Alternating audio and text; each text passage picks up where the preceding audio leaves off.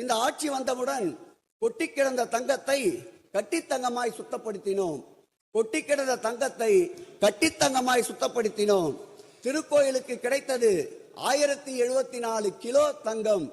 இதை வைப்புநிதியாக வைத்த பிறகு அதிலிருந்து கிடைக்கின்ற வருமானம் 18 கோடி.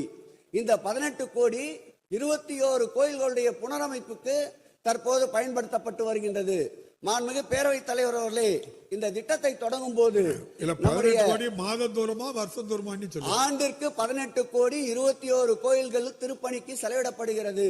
மாண்புமிகு பேரவைத் தலைவர் அவர்களே, நம்முடைய பாரதிய ஜனதா உறுப்பினருக்கு தெரியும், இந்த திட்டம் தொடங்கிய போது அனைத்து திருக்கோயில் வாயிலிலும் ஆண்டவனை அரங்கெடுத்து வைத்து அந்த நகைகளை நாங்கள் பிடுங்குவது போல் காட்சியளித்து ஆர்ப்பாட்டம் போராட்டம் நடத்தினார்கள்.